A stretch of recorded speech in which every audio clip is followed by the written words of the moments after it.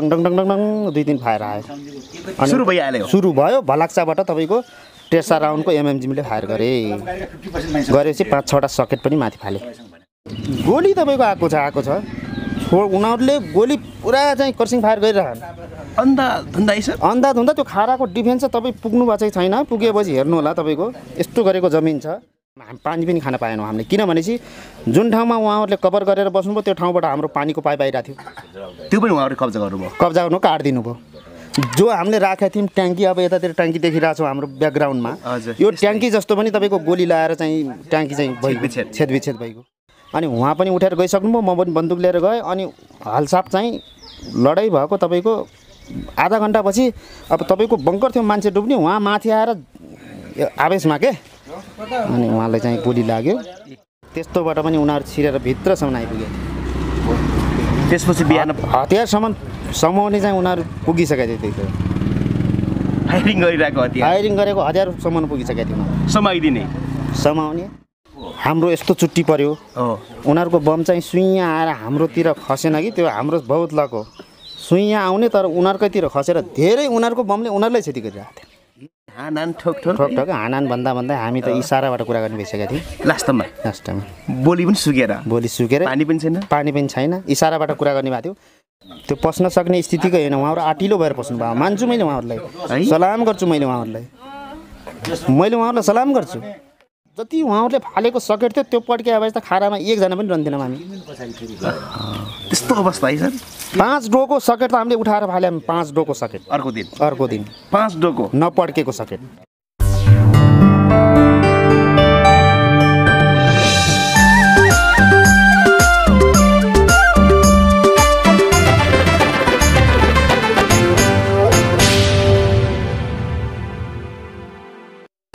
Sir यहाँलाई हाम्रो top Nepal टिपमा हार्दिक स्वागत छ धन्यवाद हजुर अहिले दिनहरू कसरी बिताइराख्नु भएको छ सर यो अवकाश पछिका दिनहरू कसरी बिताइराख्नु भएको छ अवकाश पछिको दिनहरू अब अवकाश जब आइयो अब गाउँघरतिर रोजगार बेरोजगार भन्ने कुरा समर्थक आइहाल्छ होइन हजुर अनि त्यसपछि अवकाशपछि म चाहिँ अब 1-2 वर्ष चाहिँ यतैतिर हजुर गत पहिलो दोस्रो चुनावमा एउटा सभासदको चुनाव हजुर केन्द्रीय स्तरको चुनाव र हाम्रो सभासदको चुनावमा म पहिला मेदीमा गएको थिएँ ए हजुर लगभग 1 वर्ष त्यसै बित्यो अनि हजुर बाँकी आएर बाँकी सबै मेरो युएतिर दुबईतिर बिसिरहेछ अहिले वैदेशिक रोजगारमा वैदेशिक रोजगार सेक्युरिटीतिर हो सर सेक्युरिटी अब नर्मल सेक्युरिटी भन्न पर्यो तपाईँको एउटा कम्पनीमा गार्ड हजुर हजुर आज हामी एकजना भूतपूर्व सैनिक मार्फत रुकुम खारामा पुग्नेछौँ जहाँ चाहिँ माओवादीहरूले योजनाबद्ध आक्रमण गर्दा पनि पूर्ण रूपमा असफल भएका थिए आज हामी त्यहाँ पुग्नेछौँ त्योभन्दा अगाडि म थोरै तपाईँको पृष्ठभूमितिर जान चाहन्छु कति सालको भर्ती सर तपाईँ चाहिँ मेरो भर्ना 2057 साल मङ्सिर 7 गते हजुर श्री सपुजगढ बुटोल रामनगर ब्यारेकमा हजुर मेरो चाहिँ त्यहाँ चाहिँ नियुक्ति भएको थियो पुर्ख्यौली घर चाहिँ तपाईँको मेरो पुर्ख्यौली घर चाहिँ हजुरको यो पश्चिम बागर हजुर श्रीगाउँ हजुर मा बुवाहरूबाट त्यहाँबाट स्थानान्तरण भएर यहाँ अहिले हाम्रो खोराई उपनगरपालिका वार्ड 13 कलमघारी अब स्थायी छौँ त्यति बेलामा त्यो 57 सालतिर जति बेलामा माओवादीको द्वन्द्व चलिरहेको थियो त्यति बेलामा नेपाली सेना जस्तो सङ्गठनमा जोडिनु कतिको चुनौती थिएछ त्यति बेलामा तपाईँले अलिकति भावुक हुने कुरा गर्नुभयो ठिकै हो त्यो कुरा मैले भन्न चाहन्छु तपाईँलाई पृष्ठभूमिबाट अब त्यति बेला तपाईँको खास सेनासँग भिडन्त थिएन कि अब समाचारहरूमा आइरहन्थ्यो अब आज चाहिँ यताको चौकी हान्यो आज यता चौकी हान्यो भनेर त्यो कुराहरू आउँथ्यो तर यो हाम्रो प्रायः गाउँमा त्यो सेनाहरू चाहिँ माओवादीका जो जनसेनाहरू देखेको थिएनन् कार्यकर्ताहरू यतातिर हापुर गाविसमा यतातिर आउनुहुन्छ अरे भन्ने सुनेका थियौँ होइन अनि त्यति भइसकेपछि हामी भर्ना हुन जाँदा पनि अब तपाईँको अहिलेको जस्तो यस्तो मिडिएटरहरू थिएनन् अनि रेडियोमा सुन्थ्यौँ आज यसरी चिराघाटको चौकी हान्यो आज चाहिँ फल्लो ठाउँमा आक्रमण गर्यो समाचारहरू सुनिन्थ्यो अनि भन्ने के गर्थे भने त्यतिखेर अब जनताले बुझेका हुन् या नेताले नबुझेका हुन् हामीले नबुझेका हुन् अब यो त सेनासँग लड्दैन अरे झगडा चाहिँ यो चाहिँ हाम्रो प्रहरीसँग हो भन्ने त्यस्तो कुरा सुन्थ्यौँ अब हामी लड्नै पर्छ अब कहाँबाट विदेशको सेना आएर चाहिँ आक्रमण गर्न खोजे होइन अब केही होला यिनीहरूको विशेषता भनेर अब हामी त्यति 18 वर्षदेखि हामी भर्ना सुरु हुन्छ 18 वर्षको मान्छेले त्यति राजनीतिकमा अब त्यति गइरहने कुरा पनि हुँदैन होइन अनि त्यति बेला हामीले त्यस्तो सुन्थ्यौँ कि झगडा सेनासँगको होइन है प्रहरीसँगको भनेर अब चाहिँ त्यो त्यति बेला मानसिक सेनाको रहेछ सेनाको म मात्रै होइन कि अब म त भन्नै थिएन त्यति बेला मैले यसो बुझ्दाखेरि अहिले माथि चिफ साहबदेखि लिएर तपाईँको एउटा चाहिँ सानो सिपाहीसम्मको पनि झगडा हामीसँग हुँदैन हामीसँग अत्याधुनिक हतियारहरू छन् के छ र माओवादीसँग भन्ने मानसिकता नै थियो भन्ने मानसिकता थियो त्यति बेला भन्ने मानसिकताले पछि बिगाड्यो तपाईँको हजुर कहिले पनि चाहिँ दुश्मनलाई अथवा दुश्मन नभनौँ यस्तो चाहिँ हाम्रो चाहिँ आफ्नो एउटा वर्गीय हिसाबले एउटा चाहिँ आफ्नो चाहिँ स्वतन्त्रको हिसाबले लडेकालाई उनलाई दुश्मन भन्न मिल्दैन त्यसमा होइन मलाई क्षमा गर्नु होला मैले यो शब्द निकालिहालेँ तर त्यो हामीलाई चाहिँ एकदम म पावरफुल छु म शक्तिशाली छु भनेर कसैले पनि कसैलाई जिन्दगीमा सोच्नु हुने रहन्छ भन्ने पछि चाहिँ हामीले आएर लड्दाखेरि प्रमाणित गऱ्यौँ कि सहज थिएन त्यति बेला भर्ती हुन सहज थिएन तपाईँको चाहिँ 6 महिनामा भर्ती खुल्थ्यो तपाईँको 75 जिल्ला भन्ने थियो त्यतिखेर अहिले यो संहिता थिएन है हाम्रो चाहिँ श्री 5 अब वीरेन्द्र होइसिन्थ्यो त्यति बेला वीरेन्द्र राजाकै पालामा हो वीरेन्द्र होइसिन्थ्यो चिफ चाहिँ हाम्रो पूर्व चिफ पर्जुला शमशेर जबरा पर्जुले शमशेर जबरा हुनुहुन्थ्यो सहज थिएन सर अब हामी चाहिँ भर्ती हुन जाँदाखेरि तपाईँको पावरको कुरा हुन्थ्यो अब घरबाट त म चाहिँ अब पृष्ठभूमि कुरा गर्दाखेरि म चाहिँ तपाईँको त्योभन्दा पहिला 56 साल फागुनको 6 गते श्रीनाथगढ धनगढीमा भर्ना खोल्यो मैले त्यो सुनेर मैले नागरिकता बनाउन गएपछि हाम्रो चाहिँ गुरु हुनुहुन्छ एकादेवी गिरिज्यू उहाँले पनि सुन्नेपछि अहिले हाँस्नुहुन्छ होला कमान भारती हुनुहुन्थ्यो हाम्रो कलरका जो मेरो चाहिँ अब सर्टिफिकेट निकाल्दा हजुर जन्मदत्ता सहित दिनुपर्छ नागरिकता बनाउन अनि भन्दा मैले सबैलाई चाहिँ डक्टर इन्जिनियर गराउँला भनेर पढाएको थिएँ तर तिमीहरू गल्लामै जाने रहेछौ देऊ पठाइदेऊ भन्नुभएको थियो सरले अनि हामी गइएपछि म चाहिँ त्योभन्दा पहिला वैशाखमा त्यहाँ खुल्यो साउनमा चाहिँ राजदल भनेको हजुरको एउटा चाहिँ यो हाम्रो आर्टिलरी पल्टन हो काठमाडौँ लगन खेलमा खुलेको थियो अनि त्यसपछि त्यहाँ पनि गएर म अन्तिमसम्म गएर म फ्याँकिएँ मेरो पावर थिएन पावर धेरै चाहिन्थ्यो हजुर यो पावर धेरै चाहिन्थ्यो अनि त्यसपछि त्यहाँ फ्याँकेपछि 2057 साल मङ्सिर 8 गते 7 गते म चाहिँ बुटोल रामनगर इमानगर ब्यारेक मेरो मदत जो मलाई भर्ना गर्ने मेरो चाहिँ मातृभूमि नेपाल भइगयो आमा मेरा भनेका तिनी आमा भनेका सपुजगढ हुन् मैले निकै प्रयासपछि हुनुभएछ निकै धेरै त्यसमा पनि धेरै सैनिक सङ्गठनमा जोडिनु तपाईँको जिन्दगीको एउटा उद्देश्य जस्तो नि भइसकेको रहेछ हैन हजुर त्यो खालको सोक मेरो सोक भइसकेको थियो म चाहिँ राष्ट्रको लागि सेवा गर्नुपर्छ म मावि सेवार बनगाउँ भन्ने ठाउँमा पढ्दाखेरि तपाईँको एउटा चाहिँ कोर्स हुन्छ कि अब कति मान्छेलाई थाहा होला कति एउटा यामार भन्ने हुन्छ तपाईँको यामार कोर्स गर्दाखेरि तपाईँको तुमलेटमा पानी भिरेर त्यो सैनिकहरू एकदम दौडेर आइरहेको थिए अनि त्यहाँ तपाईँको म्याक मार्पिङ गरेर तपाईँको त्यहाँ चेक गरेर अनि त्यसपछि भनेको त टास्कमा फेरि पुग्नु पर्यो अनि मैले देख्दाखेरि हो सेनामा त राम्रो हुने रहेछ भने अन्त उहाँलाई मैले चिन्दैन समथिङ नेपालगञ्जको एउटा दाइ हुनुहुन्थ्यो भर्ना हुनुहुन्न बाबु 16 वर्ष कुदेर आन्द्रा सुक्छ यस्तो कुरा गर्नुभएको सैनिकमा यस्तो हुन्छ दुःख हुन्छ अरू जागिर खानुपर्छ भन्नुहुन्थ्यो त्यहीदेखि म प्रेरित भएँ अनि मेरो दाइ पनि भर्ना हुनुभएको थियो 54 सालमा त्यसपछि त्यति बेलामा घर परिवारमा को हुनुहुन्थ्यो नि सर त्यति बेलामा घर परिवारमा हाम्रो चाहिँ अब मेरो फ्यामिली ब्याकग्राउन्डमा हजुर हाम्रो 4वटा भाइ एउटा दिदी 5 जना अनि मेरो बाजे हुनुहुन्थ्यो बितिसक्नु भएको थियो बुवा मम्मी अनि त्यसपछि मेरो 4वटा दाइ एउटा दिदी गरेर हामी लगभग 4 भाइ दिदीले 5 मैले 6 7 8 जना थियौँ विवाह गर्नुभएको थिएन मैले विवाह गरेको थिएन तर 2टा दाइको बिहे भइसकेको थियो परिवार सबैको समर्थन थियो होइन साथ थियो समर्थक सैनिकमा जोडिनुपर्छ भन्ने कुरा जोडिनुपर्छ भन्ने मेरो इच्छा अनुसार अहिले पनि जो पनि अब छोराछोरीको इच्छा अनुसार त चलिरहन्छन् नि होइन अनि त्यही अनुसारले मैले चाहिँ सेनामा जान्छु भनेको हिसाबले मैले त पढाउँछु अब पढ्ने भए पढ्नुपर्छ पढेपछि अहिले ठुलो मान्छे बनिन्छ सेनामा चाहिँ खासै दुःख हुन्छ भन्नुहुन्थ्यो तर मलाई इच्छा लगाएर त्यतै लाग्यो होइन त्यसपछि सैनिकतिरको यात्रा सुरु भयो हजुर मेरो यात्रा सुरु भयो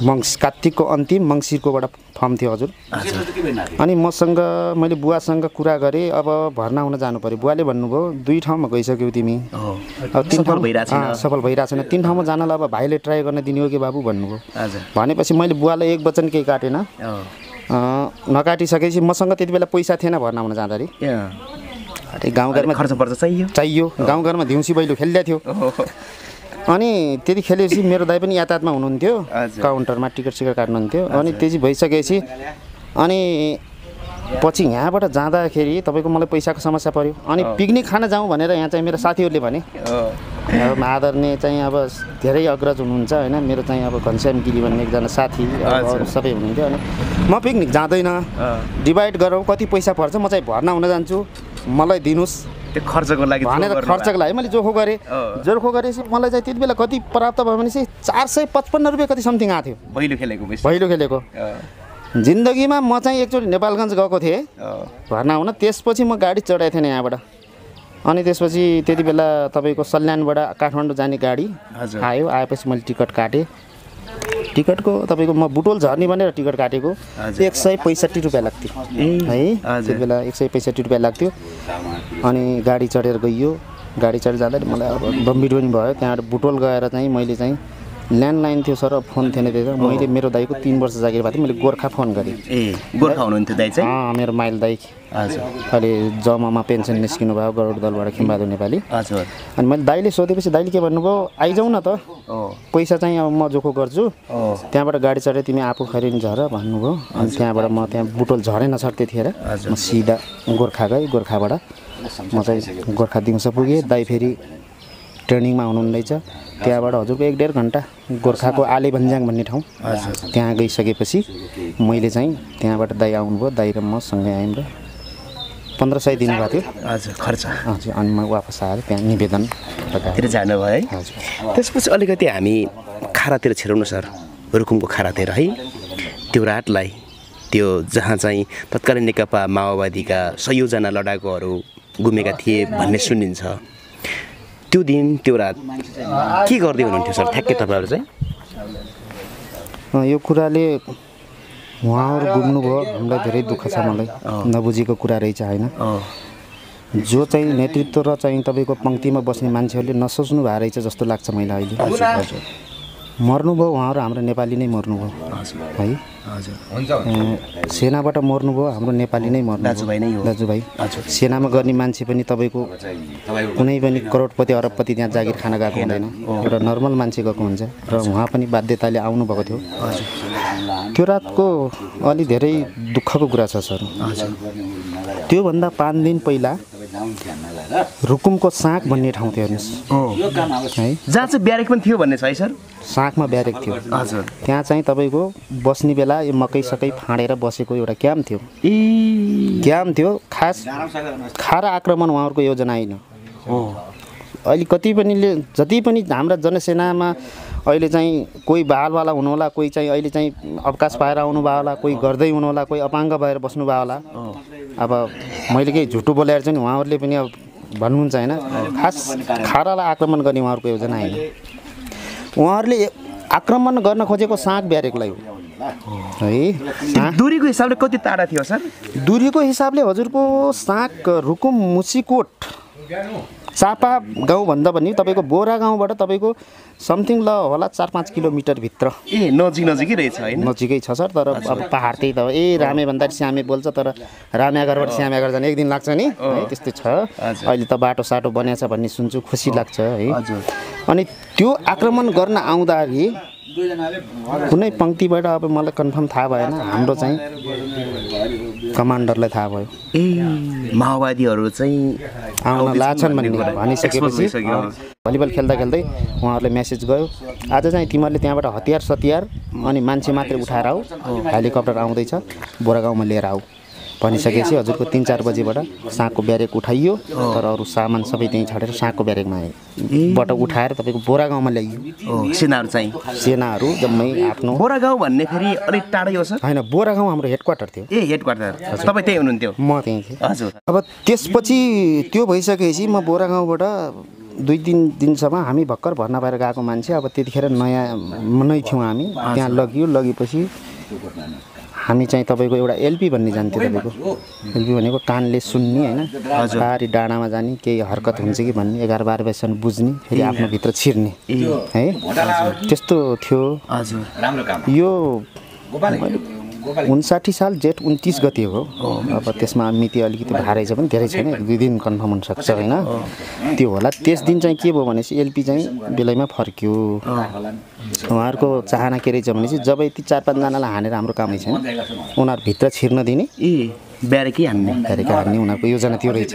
हजुर त्यो भइसकेपछि हाम्रो पालो कस्तो हुन्थ्यो ड्युटी भनेपछि 6 बजेबाट 12 बजाउने 12बाट 6 बजाउने एक टिमको हजुर त्यसमा पोस्टमा 2 जना हजुर अनि 1 जना कमान्डर हुनुहुन्थ्यो कमान्डर के काम भनेपछि कमान्डरहरू ननिदाउन् केटाहरू जस्तै यस्तो कोठामा एउटा ड्युटी छ भने दुईजना एकजना त्यहाँ हेर्ने एकजना आउने गफसफ गर्ने ननिदाउने वाच गरिरहने हेर्ने भन्ने त्यस्तो चाहिँ थियो त्यति बेला अनि त्यति बेला 11:55 जाँदा मेरो दोस्रो पालो भनेपछि मेरो 12 बजेबाट 6 बजाउने 6 बजाउनेको टोलीलाई हामीले 11:55 एकजना यस्तै भीम दवाडी के दवाडी भन्ने हलसाप हुनुहुन्थ्यो उहाँको सधैँ जोकिङ गर्ने बानी के ठट्टा गर्ने क्या ठट्टीउली पाएर अनि त्यसपछि 11:55 अब पालो उठाउनु गयो मान्छे अनि उहाँले के भन्नुभयो ओए आइसकेका छन् तल उनीहरू माओवादीहरू घेरिसके तिमीहरू के सुतिरहेछ उठाए केटा भनेर उहाँले भन्नुभयो त्यति भनेपछि उहाँहरूलाई के परेछ त मलाई देख्यो है हामीलाई देख्यो खासमा उहाँले चाहिँ जोकिङ गर्नुभएको थियो उहाँले जोकिङ गर्नुभएको तर उसले चाहिँ देख्यो भनेर उनीहरूले त्यस्तो सोच भएपछि फायर खोल्यो त्यति बेला फायर खोल्यो माओवादीले चाहिँ लाग्यो कि देखिसक्यो भन्ने कुरा देखिसक्यो उनीहरूलाई चाहिँ देखिसक्यो भन्ने लाग्यो तर हामीले देखाएको छैन उहाँले जोकिङ मात्रै गर्नुभएको छ अब कास्टिङ अलिक ठुलै स्वरमा हुन्थ्यो सर होइन अब जस्तो यस्तै बङ्कर भयो के ए केटा हो उठाऊ है आइसक्यो तल तिमीहरूका बाबुहरू हेरिसकेको छ उठाऊ तल चाहिँ माओवादीहरू आइसक्यो भन्नुभयो क्या उहाँले अनि त्यो भन्दाखेरि अब उहाँहरूले सुन्नुभयो चाहिँ देखेछ ल हान अब देखिसक्यो भनेर उहाँहरूले फायर खोल्नुभयो फायर खोलिसकेपछि तपाईँ ड्रेसमै हुनुहुन्थ्यो सर म कहाँ ड्रेसमा हुनु सर अब त्यो बङ्करको सुताइ तपाईँको हामी चाहिँ अब सिम्पल यस्तै कपडामा मैले जे लाएको छु अब कोही कट्टुसँग थिएँ होइन अब ड्रेस त्यहीँ झुन्नाइरहेको थिएँ तर बन्दुक चाहिँ हाम्रो साथमा हुन्थ्यो त्यति भनिसकेपछि डङ डङ डङ डङ डङ 2-3 फायर आयो अनि सुरु भयो भलाक्साबाट तपाईँको टेसा राउन्डको एमएमजीले फायर गरेपछि 5-6वटा सकेट पनि माथि फाले सकेट पट्किएन नपट्किसकेपछि अब सबै टोली उठेर बङ्करमा तपाईँको कभरमा गए गइसकेपछि तपाईँको अब भिडन्त सुरु भयो भिडन्त सुरु हुँदाखेरि तपाईँको एकजना सुर्खेतको तपाईँको यो गुमीतिरको म भर्खर गएको थिएँ त्यति बेला उहाँ हलसाप हो पुरानो मान्छे हजुर उहाँले के गर्नुभयो भनेपछि लडाइँ पर्दै मेरो चाहिँ मेन गेटबाट तपाईँको 2 नम्बर पोस्ट थियो ए हजुर है हजुर एमएमजी पोस्टपछि बलबहादुर चुनारा भन्ने अहिले हेर्नुभएको छ भने उहाँ पनि हाँस्नु होला मेरो भाइ हो मेरो तालिममा भाइ तर मभन्दा पास भएर अलिकति अगाडि जानुभएको थियो हामी जान ढिला गरेर उहाँ मेरो भाइ थियो हजुर अनि उहाँ पनि उठेर गइसक्नुभयो म पनि बन्दुक लिएर गएँ अनि हलसाप चाहिँ लडाइँ भएको तपाईँको आधा घन्टापछि अब तपाईँको बङ्कर थियो मान्छे डुब्ने उहाँ माथि आएर आवेशमा के अनि उहाँलाई चाहिँ गोली लागेपछि बङ्करदेखि माथि नै उभिनु भयो उहाँलाई खुला ठाउँमा कभर लिएन अब कभर नलिएपछि त ढल्नु पनि भयो उहाँ ढलिसकेपछि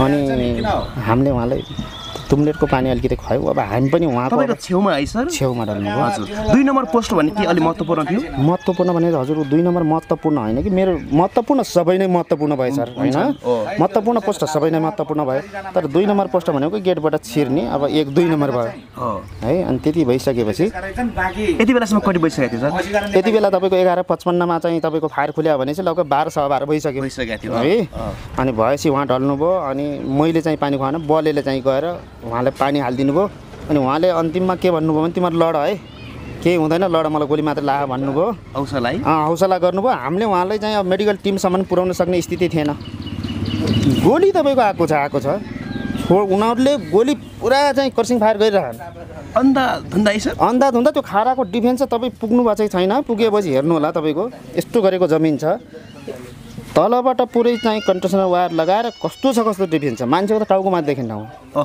अनि त्यस्तो ठाउँमा हामीले हेरेका छौँ अनि त्यसपछि भिडन्त भयो त्यसपछि हाम्रो वीरबहादुर श्रेष्ठ जमदार साहब हुनुहुन्थ्यो अहिले उहाँ धादिङको हुनुहुन्छ जम साहब कुन ठाउँमा हुनुहुन्छ के गर्नुभएको छ अहिले होइन हेरेपछि खुसी हुनु होला मैले कुरा गरेँ अनि त्यसपछि अधिकृतमा तपाईँको रामबहादुर बाटा भन्ने हुनुहुन्थ्यो अहिले उहाँ करसाब के भइसक्नु भयो सर कता भइसिन्छ सर पनि हुनुहुन्थ्यो वीरबहादुर श्रेष्ठ जमदार अनि अर्को ओम प्रकाश राणाभाट तनहुको हुनुहुन्छ तर उहाँ नवलपरासी अहिले गैँडाकोट बस्नुहुन्छ जमसाब मण्डेकाले उहाँ चाहिँ हाम्रो चाहिँ अब त्यहाँ ठुलो हतियार भनेको 81 थियो 81 मिमी मोटर भनेको तपाईँको त्यो बम फाल्ने हतियार हो त्यो पनि प्रयोग भयो सर त्यहाँ हजुर भयो सर उनीहरूकोबाट पनि भयो हाम्रोबाट पनि भयो उनीहरूबाट पनि भयो तर उनीहरूको कस्तो थियो भनेपछि हाम्रो यस्तो चुट्टी पर्यो उनीहरूको बम चाहिँ सुइँ आएर हाम्रोतिर खसेन कि त्यो हाम्रो बहुत लक हो सुइँ आउने तर उनीहरूकैतिर खसेर धेरै उनीहरूको बमले उनीहरूलाई क्षति गरिरहेको थियो।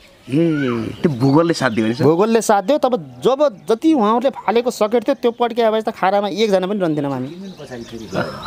त्यस्तो अवस्था है सर। 5 डोको सकेट त हामीले उठाएर फाल्यौँ। 5 डोको सकेट अर्को दिन 5 डोको नपड्केको सकेट। के अनुमान गर्न सकिन्छ सर हजारौँको सङ्ख्यामा भन्ने छ पूर्वदेखि पश्चिमसम्मका सबै माओवादीका सेनाहरू चाहिँ रुकुम खारामा केन्द्रित गरिएको थियो भन्ने छ नि सर, के अनुमान गर्न सकिन्छ? अब त्यसमा चाहिँ यो टोली चाहिँ हजुरको धेरै ठाउँबाट तपाईँको चाहिँ अब पोष्टबहादुर बोगटी अहिले हुनुहुन्न, उहाँको टोली पनि आएको थियो भन्ने सुनिन्छ। रामबहादुर थापा सरको पनि, अनि त्यसपछि गएर नन्दकिशोर पुनको पनि, त डेन्जर टोली भनेको नन्दकिशोर पुनको पासाङ सरको आएको थियो भने, तर हजारौँ सङ्ख्यामा थियो होला जस्तो लाग्छ मलाई पनि। त्यो फायरको हिसाब र तपाईँको हो हल्लाबाट हो हल्ला पनि हुन्थ्यो सर। हो हल्ला त तपाईँको साँपे असमको साँपेमा के भयो उताबाट चाहिँ ऊ घेरिहालेछ हाम्रो सेनाले, तपाईँ हाम्रो दाजुभाइ हो आत्मसमर्पण गर्नुहोस्, हतियार बिसाउनुहोस् भन्ने तपाईँको आवाज त आइरहेको थियो नि। अनि हाम्रो चाहिँ त्यो गर्दा गर्दै हामी पानी पनि खान पाएनौँ हामीले, किनभनेपछि जुन ठाउँमा उहाँहरूले कभर गरेर बस्नुभयो त्यो ठाउँबाट हाम्रो पानीको पाइप आइरहेको थियो। त्यो पनि उहाँहरूले कब्जा गर्नुभयो। कब्जा गर्नु काटिदिनु भयो। जो हामीले राखेका थियौँ ट्याङ्की, अब यतातिर ट्याङ्की देखिरहेको छौँ हाम्रो ब्याकग्राउन्डमा, यो ट्याङ्की जस्तो पनि तपाईँको गोली लगाएर चाहिँ ट्याङ्की चाहिँ भइगयो, छेदविच्छेद भइगयो, पानी नपिएर। अनि हामीसँग राइफल त्यति बेला राइफलै थियो तपाईँको बेल्जियम राइफल, कालो प्लास्टिकको बट भएको, अहिले अत्याधुनिक जो अमेरिकाले दियो यो हतियार थिएन हामीसँग। ए हजुर।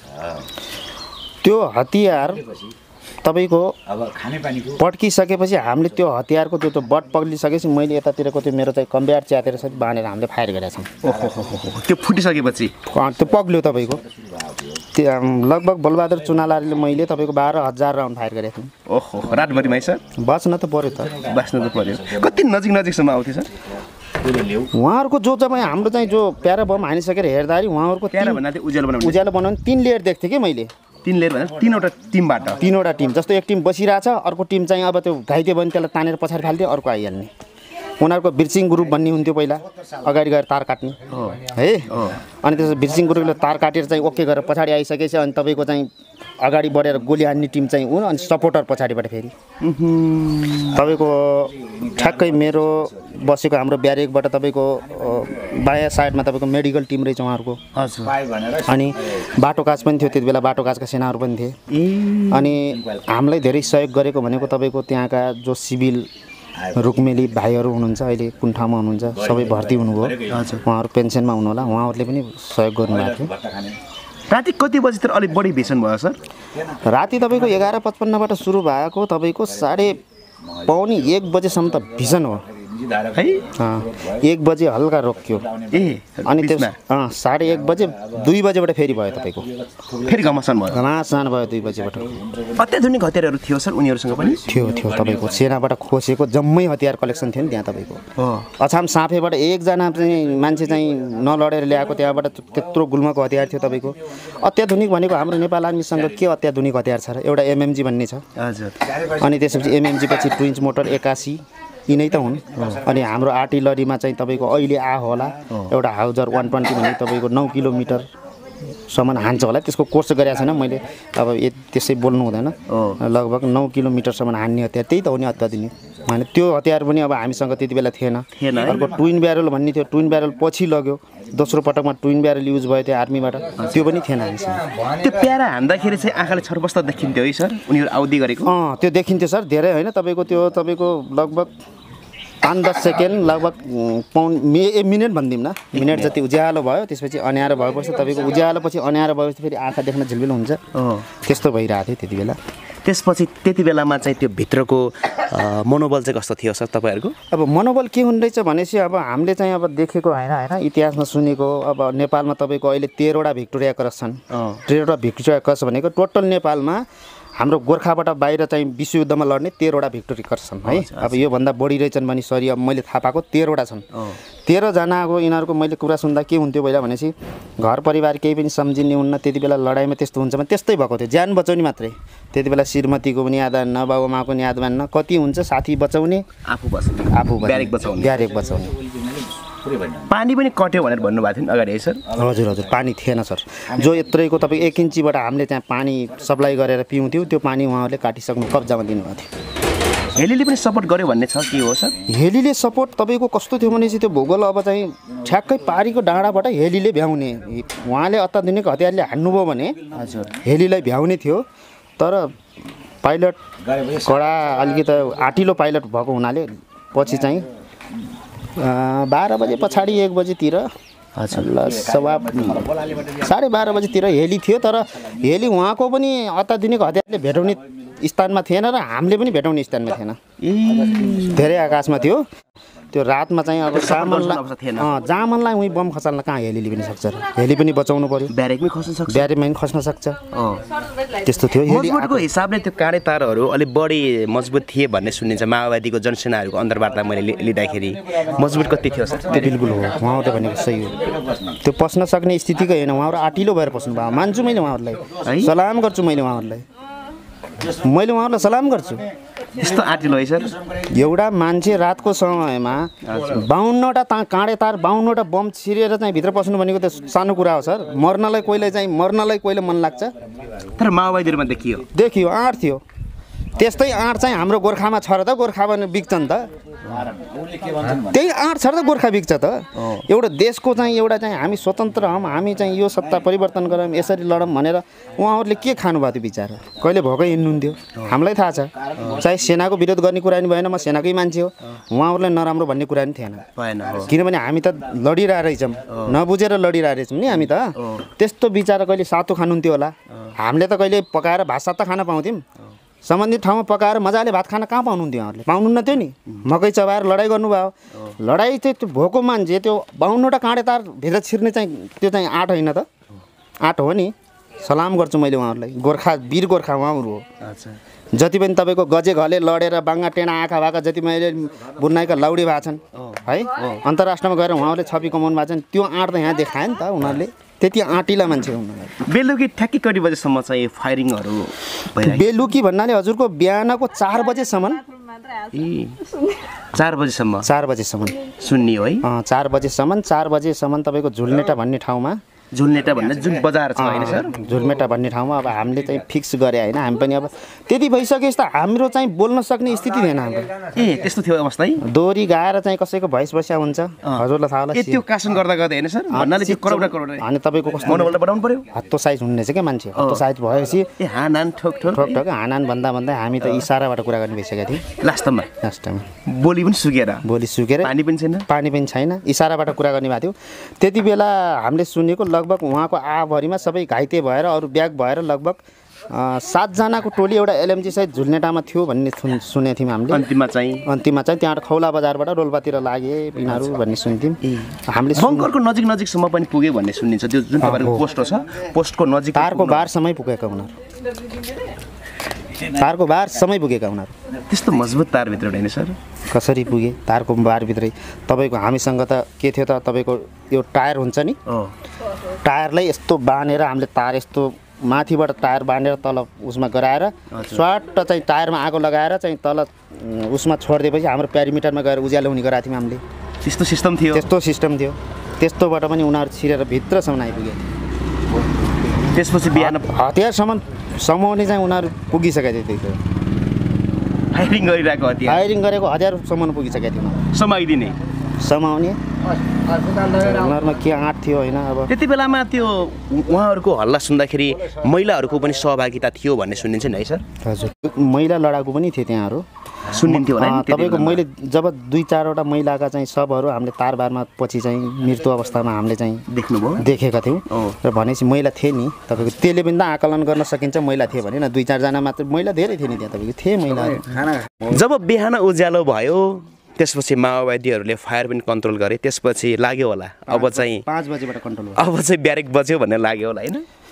त्यति बेला अब ब्यारेक बच्यो भन्ने त लाग्यो, तर अब हाम्रो के कति क्षति भयो उनीहरूको के कति भयो हामी बुझ्न सक्यौँ। त्यति बेला जिल्ला सिडिओ सुर्खेतबाट जानुभएको थियो, सिडिओ सुर्खेतको वाणिज्य सङ्घको सरहरू, सिडिओ साहबहरू। बिहान पख हजुर, 4 बाहिनी भन्ने थियो, 4 बाहिनी अन्तर्गतबाट चल्थ्यो त्यति बेला। कीर्तना पनि थियो अनि बाहिनीका सरहरू जानुभएको थियो। अनि त्यसपछि हाम्रो चाहिँ अब स्पेसल फोर्स गयो, रेन्जर फोर्स पनि गयो बिहान रेस्क्युको लागि। अनि त्यति बेलासम्म तपाईँहरू ब्यारेकको त्यो कार्यतर भन्दा बाहिर आएर त्यो माहौल हेर्ने वातावरण भइसक्यो? हामी हेर्न सकेनौँ सर, हामी रातको थकान थियौँ। हामी रातको थकान थियौँ, उहाँहरूले नै गर्नुभयो जे गरे पनि। हजुर। अनि उहाँहरूले हेर्नुभयो, तपाईहरु विश्राम गरे, उहाँहरूले गर्नुभयो। त्यसपछि हामीले चाहिँ भित्रका सकेटहरू मैले 3 डोको जति देखेको थिएँ। 3 डोको जति? 3 डोको थियो। भित्रै आइपुगेको सकेटहरू? 3 डोको सकेट पड्केछ, तपाईँको एउटा मान्छे रहँदैन नि त्यहाँ, रहँदैन। विस्फोट नभएको है? विस्फोट न, हाम्रो लक, उहाँहरूको ब्याड लक। उहाँहरूले गोली हान्नै पर्थेन, गोली हान्ने अवस्थै थिएन। 3 डोको सकेट पड्क्या भएछ त, पड्केन सकेट। त्यो रातको समयमा कुनै जवानहरू या सैनिकहरू खाली खुट्टा पनि लड्नु भयो होला है? जो सुतिराख्नु भएको थियो उहाँहरू त हतियार बोकेर जानुपर्ने भयो होला? टोटल्ली युनिफर्ममा लड्ने भन्ने त कमै हुनुहुन्छ त्यहाँहरू। टोटल्ली युनिफर्ममा लड्ने भन्ने त हाम्रो साथीहरू कमै छन् नि। तपाईँको अब 11 बजेर 55 मिनटमा जाँदा फायर खुल्या छ, अनि 11 बजे उनीहरू 55 मिनट जाँदा 5 मिनट ड्युटीमा पुग्सक्ने कसले जुत्ता कपडा लाउँछ त्यहाँ? जे छ आफ्नो महत्त्वपूर्ण समयमा है सर फायरिङ पनि? महत्त्वपूर्ण समयमा 5 मिनटको अन्तर्गत त्यत्रो भएको छ त्यहाँ। बिहान पको सबै साथीहरू जम्मा हुनुभयो? सबै साथी हामी भित्र जम्मा भयौँ। अब जम्मा हुने भने एकै ठाउँमा खुसियाली त थियो सर? घाइतेहरू हाम्रो चाहिँ तपाईँको त्यही एकजना सर हुनुभयो, प्रायः जसो थिएन। भएन है? हाम्रो एकजना थिएन घाइते। भएन? एकजना चाहिँ बित्नुभयो, त्यति हो, अरू थिएन। पछि माथिल्लो तहबाट जानुभएका हाकिम साहबहरू हुनुहुन्थ्यो, उहाँहरूसँग पनि भेटघाट भयो तपाईँको पछि? भेटघाट भयो। अब तपाईँको अब हाम्रो चाहिँ मिटिङ भन्छ के, हाम्रो दरबार कवाज जस्तो हुन्छ। अब उहाँहरूले अब स्याबास राम्रो गरेछौ भाइ हो, एउटा नेतृत्व पङ्क्ति। त्यति बेलामा आफूले गर्व महसुस हुँदो रहेछ नि? अब तपाईँको अब गर्व महसुस भन्दा पनि अब सबैको मन एउटै हुँदैन। म त सोचेको थिएँ होइन, मर्न त जनता मरे बिचरा, जनता त हो नि। रातभरि गोली चलाइयो, गोली जनतामाथि चलाइयो भन्ने लाग्यो। अहिलेको शासन सत्ताले चाहिँ, अहिले मैले सोच्छु के, त्यति बेला त सोचेन त। अहिलेको शासन सत्ता जो देखिन्छ त्यसलाई बेकार चाहिँ हामीले तिनलाई गोली चलाएछौँ भन्ने लाग्छ होइन? त्यत्रो उनीहरूले पनि बेकारमा चलाएछन्। हजुर, हामीले पनि बेकारै चलाएछौँ। 17,000 मरे, 63 को जनआन्दोलन त्यो भयो हेर्नुहोस्। के का लागि भएको थियो सर? के का लागि भएको थियो? हेर्नु न, अहिले एउटा गीत आउँदाखेरि पनि वाद विवाद छ। एउटा कलाकारले गीत गाउँछ भने त तपाईँको मर्म बुझेर, जनताको मर्म बुझेर गीत गाउँछ। पशुपति शर्माले लुट नसके लुट कान्छा भनेर चाहिँ गीत गाएको थिए। त्यो गीतले चाहिँ त्यो लुट नसके लुट त्यो शब्द त नराम्रो भयो अरे, तर ट्राफिक लाइट छैन, जनताले सुन्ने होइनन् होइन। 2 करोडको हेलिकप्टर चढ्छिन् राष्ट्रपति भनेको, राष्ट्रपतिको 2 करोडको हेलिकप्टर चढ्नु भएको छैन। राम्रो राष्ट्रपति चढ्नु भएको छ नि, चर्या कुरालाई चर्या भन्दा नि यिनीहरूलाई के चाहिँ अनि मनमा चाहिँ पिर पर्छ त। अहिले प्रकाश सपुतले गाउनु भएको छ अरे, 2-3 दिन भयो गीत निस्क्यो। अहिले चाहिँ हाम्रो चाहिँ अब माओवादीमा पुरा हङ्गामा छ। तपाईँको लिम्पियाद्वारा जाँदा हङ्गामा भएन, 70 करोड चाहिँ घोटाला हुँदा एनसिएलको हङ्गामा भएन है, भयो त। तपाईँको अस्ति एमसिसी चाहिँ पास गर्दा हङ्गामा चाहिँ उहाँहरूलाई चाहिँ चित्त दुखेन, जनतालाई पेलेर ल्याउनु भयो। एउटा गीत गाएर उहाँलाई त्यस्तो उहाँहरूले सिकाउनु भयो भने उहाँहरूले सिकाएन।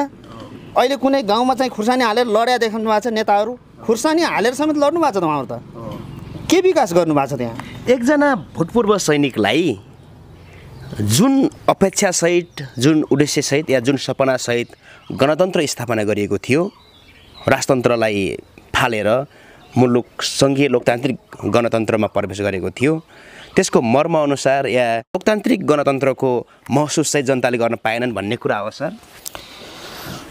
एकदम तपाईँले अहिले हामीले जति कुरा गरिरहेको छौँ एकदम इम्पोर्टेन्ट कुरा उठाउनु भयो। एउटा सेनाको पनि ढुङ्गोको मन होइन नि, हरेक चाहिँ तपाईँको अफिसभित्र हरेक ठाउँभित्र मान्छेको शोषण विभेद छ है। त्यति बेला भनेको जब नेपाली सेनामा के सोच्थ्यौँ हामीले भनेपछि के, कति भुपु हुनुहुन्छ कति हुनुहुन्छ होला, सबैको धारणा अलग हुन्छ। उहाँले मलाई गाली गर्नुहुन्छ होला, मैले धन्यवाद दिन चाहन्छु। तर सेनामा पनि यो शोषण हुन्थ्यो नि। अब उहाँहरूको चाहिँ त्यो भाषण र नाराले त भोलि गणतन्त्र आएपछि यस्तो हुन्छ, राष्ट्रिय सेना बन्छ, सेनामा यस्तो बोल्न पाउने हक हुन्छ, यस्तो चाहिँ गर्न पाउने हुन्छ भनेर उहाँहरूले त्यत्रो ल्याइसक्नुभयो। हामीलाई पनि आश थियो नि, हामीले भोटिङ पो गर्न पाएनौँ, तर एउटा जनतामा आश हुन्न। तर अहिले आएर सेनाको त परै राखेर बोल्नुहोस्, एउटा जनताले राम्रो कुरो बोलेपछि उहाँहरूले चाहिँ विरोध गर्नुहुन्छ। यो कस्तो लोकतन्त्र हो? कस्तो लोकतन्त्र? यो कस्तो वाक स्वतन्त्रता हो? कस्तो गणतन्त्र हो यो? तपाईँको 601ले खानु र एउटाले खानु त बराबर गरेका छन् त। यस्ता राजा धेरै भएनन् त अहिले। एउटा फरक भयो भन्ने कुरा के चाहिँ फरक भयो त? एउटा राजाले त मेरो चाहिँ नाति राजा छ, मेरो पलाती चाहिँ राजा बन्ला भनेर उसले बरु अलि संरक्षण गर्छ। उहाँहरूले त के त अहिले चाहिँ हाम्रो पूर्व राष्ट्रपतिज्यू रामवरण यादव उहाँको अहिले चाहिँ सब राज्यले उहाँहरूको चाहिँ के त एउटा सेवा सुविधा बेहोरिरहेछ। अब विद्यादेवी जानुहुन्छ, उहाँको पनि बेरिरहन्छ। अनि यो हाम्रो सानो देशमा संहिता लिएर कतिवटालाई तपाईँले चाहिँ पेन्सन र चाहिँ तपाईँको चाहिँ गार्ड र चाहिँ सुरक्षा दिएर घर दिएर राख्न सक्छन् त यिनीहरूले? सक्छन्? राजतन्त्रको एउटा राजा र गणतन्त्रका यी सयौँ नेताहरूमा फरक भएन भन्ने कुरा हो होइन सर? एकदम, त्यो त मैले भन्नै पर्दा यो बोलीले चाहिँ उहाँहरूले बुझे हुन्छ, उहाँहरूको व्यवहारले बुझे हुन्छ। उहाँहरूको मन लाग्यो भने चाहिँ जे पनि गर्ने, उहाँहरूको मन परेन भने जे पनि गर्ने। अब गत वर्षमा हेरौँ तपाईँको गठबन्धन र माओवादी र एमाले मिलेर सरकार बनाए है। यही हाम्रो वार्ड नम्बर 13 मा मेरो फ्यामिली 5 दिन हो कि 6 दिन गएर चाहिँ वडामा लाइन लागेर त्यो चाहिँ सुकुम्बासीको फर्म भर्यो है। फर्म भरिसकेपछि के भयो त ढ्याक्कै चाहिँ अब केपी बालै के चित्त बुझेन, केपी बाले चाहिँ विघटन गर्नुभयो भन्ने कुरा भयो। अब उहाँसम्म नजाउँ, उहाँसम्म मैले चाहिँ देखा मात्रै छु, बोल्याइन छैन। विघटन गर्नुभयो, विघटन गरिसकेपछि मानव उहाँले एउटा गणतन्त्र ध्वस्त पार्न विघटन गर्नुभयो भनेर शेरबहादुर जी चाहिँ उठेर अहिले प्रचण्डजीहरूले एउटा सरकार बनाउनु भयो। बनाइसकेपछि अरू कुरातिर नजाउँ, त्यो एउटा गठन भएको भूमि गठन भएको एउटा अफिसमा भएको कागजपत्र त्यो जनतालाई बाँड्ने बेला भइसकेको चाहिँ ल किन चाहिँ त्यहाँ उहाँहरूले डिसमिस पार्नुभयो? एउटा मान्छेले बाटो बनाएको छ भने यो बाटो ठिक छैन भनेर त्यही उहाँहरूले भत्काउने कि त्यही बाटोलाई पिच गरेर लाने? कस्तो सिस्टम हो? अनि उहाँहरूले के गर्नुभयो भने चाहिँ अहिले चाहिँ दिनु भएन, अलिकति चाहिँ राजस्व कम गर्न, अलिकति सरकारको पैसा बचाउन त्यति गरिरहेको कामलाई भोलि चाहिँ त्यो सुकुम्बासीले काङ्ग्रेसलाई भोट हाल्दैन र माओवादीलाई हाल्दैन? हाल्छ नि भनेपछि उहाँहरूले त गएर फर्म भर्नु भएको थियो, किन उहाँहरूले ढिलाइ गर्नाले त्यसलाई डिसमिस गरेर फेरि चाहिँ अर्को चाहिँ भूमि गठन गर्नु पर्यो? यो कस्तो सिस्टम हो त यो? अनि कसरी कोअपरेट भयो, कसरी चाहिँ भयो भन्नुहुन्छ? अब तपाईँको नेताको भाषण सुनिन्छ। अस्ति गगन थापा सरले के भन्नुभयो? एमसिसीले चाहिँ 55 अरब दियो, अब चाइनामा जाउँ, चाइनामा मागौँ, भारत जाउँ, भारतमा मागौँ, मागेर चाहिँ विकास हुन्छ। 55 अरब चाहिँ 75 अरब हो कि कति? 55 अरब त हाम्रो एनसिएलको छ त। जनताले सारा रोएर हामीले 1000 रुपियाँ दिन्छौँ, यो बजेट फिर्काऊ, यो फर्ता गरिदेऊ भनेपछि उहाँहरूले मान्नु भएन। सर यो एमसिसीको विषयमा नि, एमसिसी राष्ट्रघाटी सम्झौता हो जसले हाम्रो मुलुकलाई दीर्घकालीन असर पर्छ भनेर जनताहरू कैयौँ दिनहरू सडकमा आउनुभयो होइन? प्रहरीको चरम दमनहरू पनि सहेर आन्दोलनमा उत्रिनु भयो। तर यो एमसिसी जस्तो सम्झौता नेताहरूले गर्दै गर्दा नेपाली सेना जस्तो एउटा गौरवशाली सङ्गठन या देशको प्रमुख सुरक्षा अङ्ग किन चुइक्क लाएर बोल्न सकेन सर? के छ? तपाईँ एकजना भूतपूर्व सैनिक भएको नाताले के भन्नुहुन्छ सर? यसमा सबैभन्दा पहिला हाम्रो गरिबता, त्यही नै हो सर, मेन गरिबता। एउटा चिफ हुनलाई तपाईँको एउटा चाहिँ लेफ्टिनेन्ट कर्नेलबाट तपाईँको लेफ्टिनेन्ट लेफ्टनबाट तपाईँको चिफसम्म हुँदाखेरि उनीहरूको कति खर्च भएको हुन्छ, उनीहरूको कति मान इज्जत, कति बाउआमाको इज्जत हुन्छ। र एउटा चाहिँ सेनाको जिम्मा दिइसकेको संस्था उहाँ चाहिँ एउटा चिफ साहब भइसक्यो, एउटा एकल निर्णय गर्न सक्नुहुन्न उहाँले। हाम्रो चिफ साहबले एकल निर्णय गर्न सक्नुहुन्न नि। जनताको सार्वभौमिक अनि हाम्रो नेपालको अखण्डता, नेपाल जोगाउन चाहिँ सेना राख्यो हो नि त। जबसम्म त्यो सेनालाई चाहिँ माथि सरकारबाट चाहिँ आदेश हुँदैन, सेना चाहिँ उत्रेर चाहिँ विदेशी हाम्रा मित्र राष्ट्रहरूका चाहिँ मान्छेहरूलाई गोली हान्ने, तिनीहरूलाई नियन्त्रण गर्ने हाम्रो अधिकार छैन। किनभने हामी युएनमा छौँ, हामी शान्तिको देश हौँ, हामीसँग परमाणु बम छैन, अन्तर्राष्ट्रिय कानुनमा बाँधेका छौँ। प्लस हाम्रो चाहिँ यो कानुन जो अहिले एमसिसी छ यो सेनाभन्दा नि माथि छ नि त, तपाईँको हाम्रो सरकारभन्दा माथि भइसक्यो नि। जबसम्म माथिबाट जबसम्म बाउले यस्तो गर उस्तो गर भनेर भन्दैन, घरको गार्जनलाई भन्दैन भने छोराहरूले कसरी गर्छ? एउटा छोराले गएर चाहिँ हरेक काम गर्ने कुरा हुँदैन।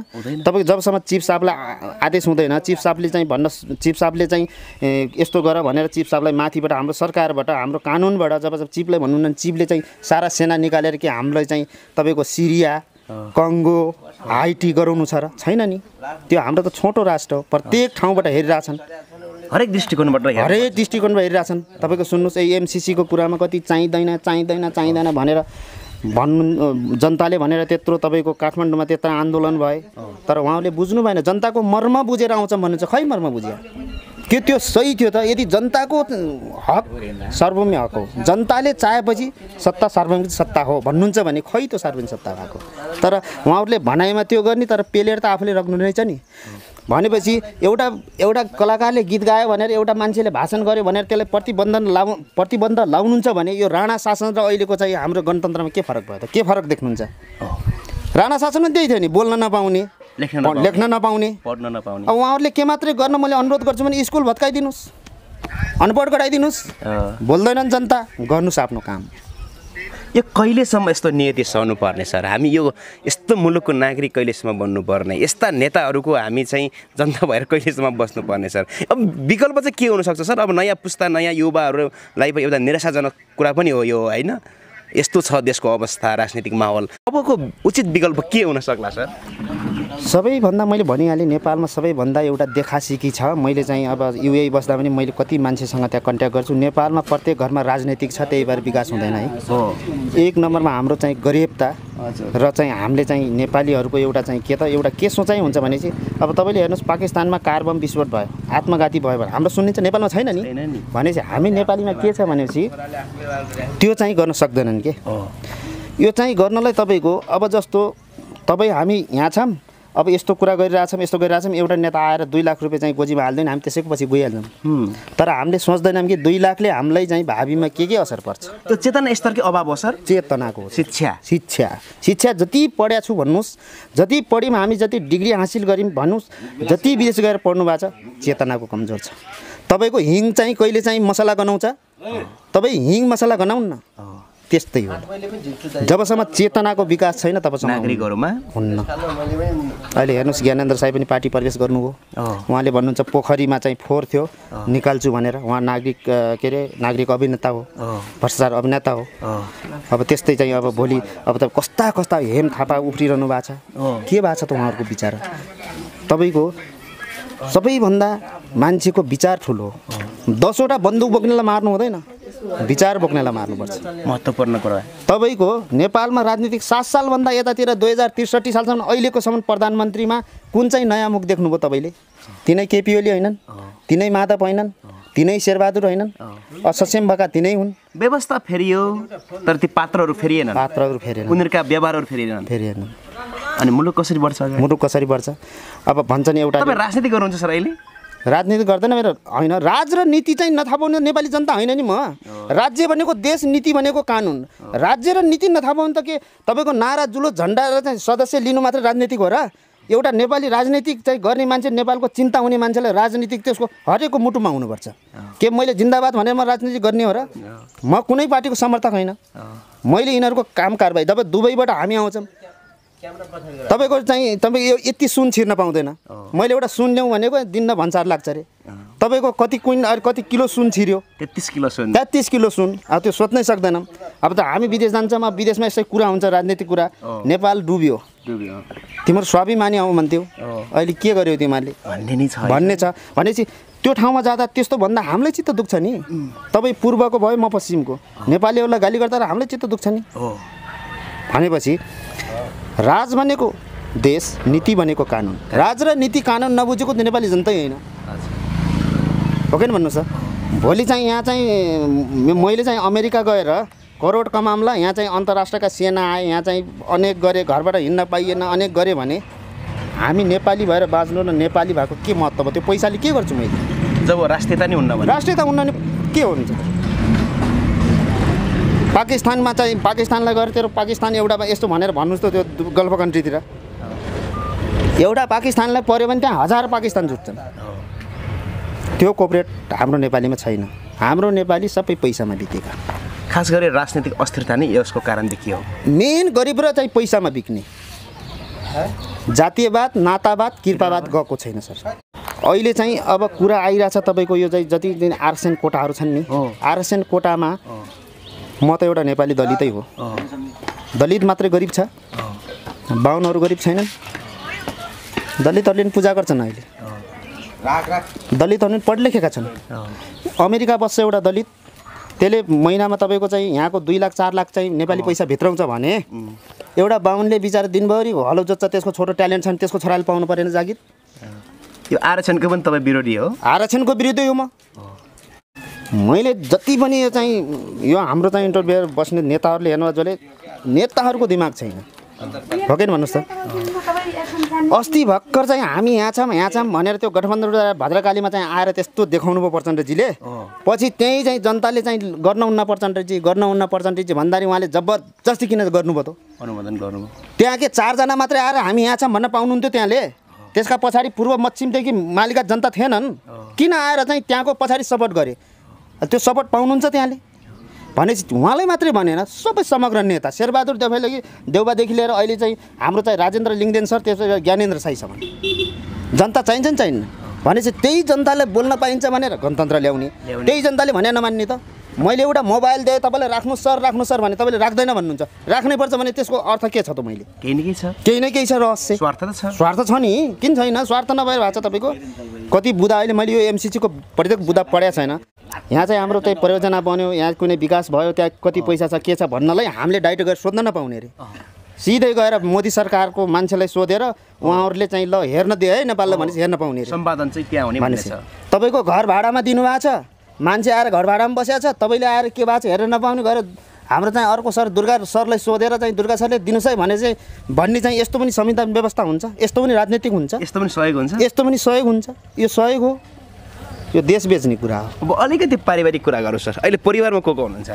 परिवारमा अब मेरो 3वटा बच्चा 2टा छोरी एउटा छोरा मम्मी हुनुहुन्छ मेरो बुढी म छु वैदेशिक रोजगारको सिलसिला कसरी चलिरहेको छ वैदेशिक रोजगार त त्यही त तपाईँको अहिले मैले अब यसमा पनि अलिकति केही जोड्न चाहे हामी नेपालीयम भनेर गर्व जसले गर्नुहुन्छ अन्तर्राष्ट्रिय विमानस्थलमा चढेर बाहिर जानुभयो भने तपाईँ एमए पढेर इन्जिनियर हुन गए पनि तपाईँ त्यहाँ राजनीति गर्न जानु स्वाभिमान नेपालको एयरपोर्टमा छाडेर जानु होला त्यस्तो छ अवस्था तपाईँको स्वाभिमान म स्वाभिमान नेपालीमा भनेर बाँच्नुहुन्छ भने तपाईँ एयरपोर्टबाट उडेर जानुहुन्छ भने त्यो स्वाभिमान त्यहाँ छाड्नु होला है तपाईँहरूले मैले तपाईँलाई एकदम चाहिँ सलामका साथ भन्छु त्यो स्वाभिमान एयरपोर्टमा छाडेर विदेश जानु होला तपाईँको इन्जिनियर जाओस् गुलामी नै गर्न जाने हो त्यहाँ हो कि भन्नुहोस् त त्यत्रा पढे लेखेका इन्जिनियरले यहीँ काम गरी हुँदैन सरकारले यहाँ व्यवस्था गर्नु पर्दैन यो मेरो बोली त कति पछाडिको बोली यस्ता त हजारौँ आइरहेछन् यो फल स्वर आउँछ तपाईँको सुक्छ जान्छ त्यस्तै भइरहेको हस् आज निकै महत्त्वपूर्ण कुराकानी भयो सर एकजना सिपाहीका भोगाईहरू जिन्दगीका युद्धभित्रका भोगाईहरू त्यसै गरी अहिले मुलुकको समसामयिक विषयवस्तुमा पनि कुराकानी भयो यो समय उपलब्ध गराउनु भएकोमा एकदम धन्यवाद सर हजुर धन्यवाद हजुरलाई